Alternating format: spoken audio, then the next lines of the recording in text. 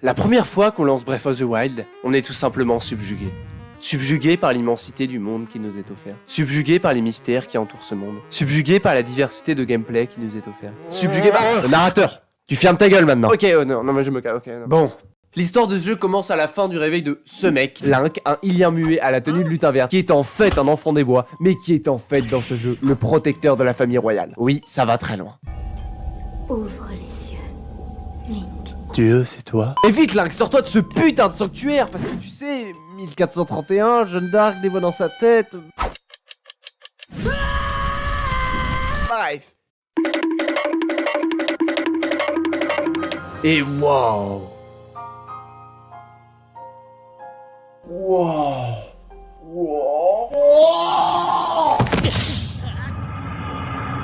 Et là, ce que vous venez de voir, c'est ce qui fait l'essence même de ce Zelda, le monde ouvert.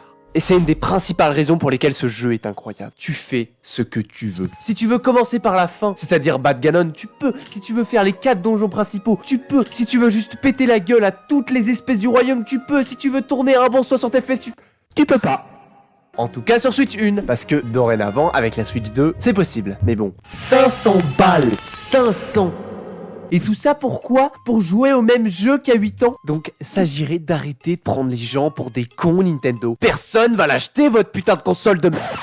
Ah, autant pour moi. Bref, c'est bien beau toute cette histoire de monde ouvert, mais avant de pouvoir y accéder, nous devons finir le plateau du prélude. Bah ouais, c'est l'endroit sur lequel Link est apparu après son réveil de 100 putains d'années. Et ça doit faire vraiment bizarre de se réveiller après 100 putains d'années. Surtout qu'avant son très long sommeil, il vivait des aventures avec ses amis et devait protéger une princesse. Là, il se réveille, il est à poil, il a plus d'armes, il a plus d'amis, il a juste un vieux qui défie les putains de lois de la gravité. Newton n'a que bien se tenir, vraiment. Et là, notre but, ça va être de réussir à obtenir la paravoile du vieux pour s'enfuir de ce plateau. En temps normal, les joueurs finissent les 4 sanctuaires du plateau, ravissent le froid et les vagues d'ennemis qui se présentent à eux. Mais je vous avoue, c'est un petit peu long, alors moi, je vais faire une technique beaucoup moins connue par le grand public. Je vous explique. Pour ce faire, équipez-vous de votre très fidèle hache de bûcheron et rendez visite à ce vieillard. Une fois la nuit tombée, vous n'aurez plus qu'à vous infiltrer, équipé de votre arsenal.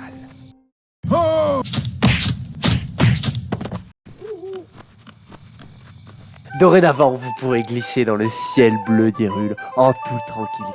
Et que vaut ce monde ouvert? Bonne question. Le monde ouvert de Breath of the Wild est composé de 15 régions, toutes ayant leurs caractéristiques environnementales différentes. Il y aura évidemment les traditionnels villages, camps de monstres ou autres donjons. D'ailleurs, en parlant de donjons, ils sont au nombre de 4 et sont répartis aux 4 coins de la map. Et vous inquiétez pas, on aura le temps d'en reparler. Et à noter qu'il y aura pour pimenter ce monde les traditionnelles quêtes secondaires, les sanctuaires qui sont au nombre de 120, ce qui est déjà colossal. Mais le pire du pire, c'est les 900 putains de noix Korogu de merde. Alors, sincèrement, j'adore ce jeu, hein. Mais Nintendo, faut penser à aller se faire enculer par un ours des cavernes. Parce que les Korogu, il n'y a aucun moyen de savoir où ils sont. Mais t'as qu'à mettre ton masque Korogu.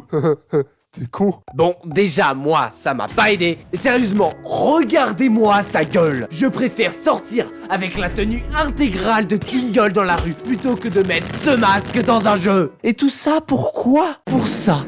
Ça, c'est vraiment l'équivalent d'un jeu qui vous chie à la gueule.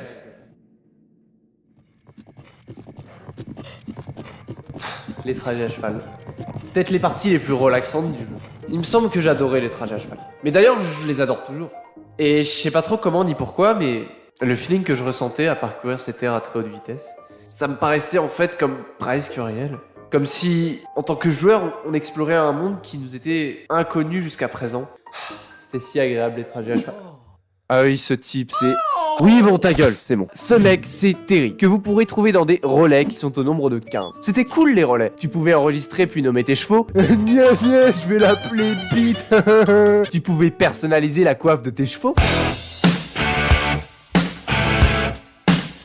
Et il y avait surtout beaucoup de quêtes secondaires, beaucoup trop de quêtes secondaires. Il y aura en vrac, dans tout le jeu, une chasse de poules, un labyrinthe, encore des labyrinthes, des putains de quêtes à cheval insupportables et l'extermination de tout un peuple.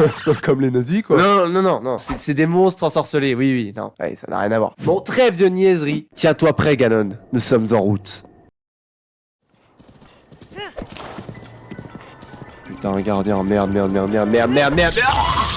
c'est un connard.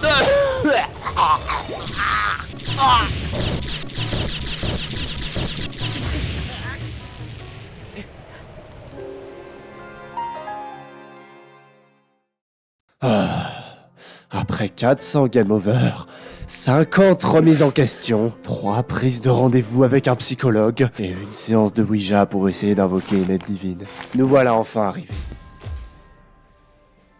Ah putain, qu'est-ce que j'adore cette musique. Je l'adore tellement qu'elle me redonne le sourire. Et ça me permet aussi de faire une super transition pour parler des musiques du jeu. Parce que pour vous dire vrai, j'adore très sincèrement l'OST de ce jeu, qui est en général détesté par la communauté. Le couac que les joueurs ont souvent tendance à relever, c'est la discrétion de ces musiques. Et il est vrai que dans la très grande majorité des cas, les musiques sont extrêmement discrètes, voire inexistantes.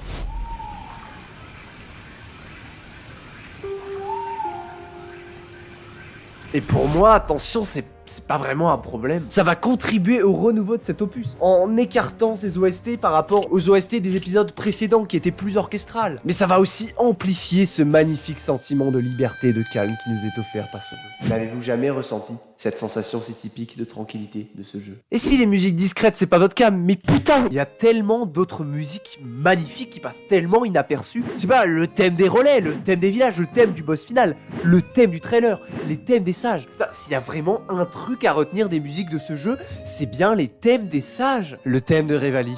Je t'aime. Et j'adore le thème de Colgara, qui est carrément pas dans le même jeu, mais je l'adore. Et là, c'est peut-être aussi le moment de vous parler des donjons. Un élément souvent essentiel à la qualité d'un Zelda. Mais dans Zelda, j'ai vraiment comme l'impression que les donjons sont mis au second plan, au profit du monde ouvert. Là où dans, par hasard, Ocarina of Time, vous avez le temple de l'eau, qui vous exige d'avoir une connaissance très exigeante du donjon, pour ne pas vous retrouver complètement perdu, le donjon de l'esprit, vous obligeant à retourner dans le temps pour découvrir tous les mystères qui s'y cachent. Et bien là, on a des animaux. 4 animaux et un...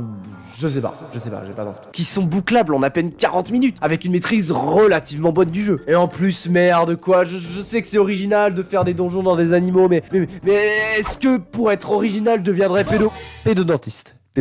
Et franchement, même si beaucoup de gens critiquent très viruleusement les donjons de ce jeu, eh bien je trouve, attention, c'est mon avis, je trouve que ça n'en est pas un défaut pour autant, car ça serait un défaut si ce jeu serait dans la continuité des Ocarina of Time ou autres Twilight Princess. Et ce jeu est vraiment loin d'être dans la continuité de ses prédécesseurs. Il représente en fait un véritable renouveau, dans lesquels les donjons ne sont plus un axe majeur de l'expérience du joueur, mais vont être des axes mettant en valeur le monde ouvert. Alors oui, les donjons du jeu ont beau puer la merde comparé aux précédents, ils ne créent pas, pour moi en tout cas, un véritable défaut au jeu.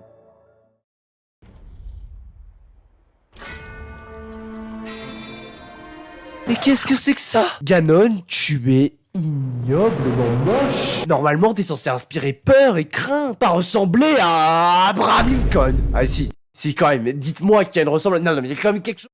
Bon, à nous deux, Abraham.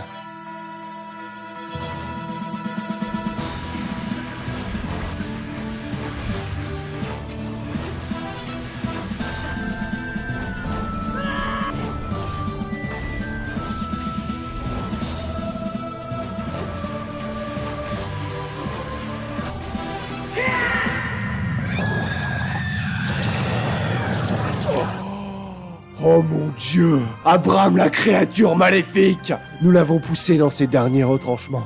Mais le massacre n'en sera que meilleur!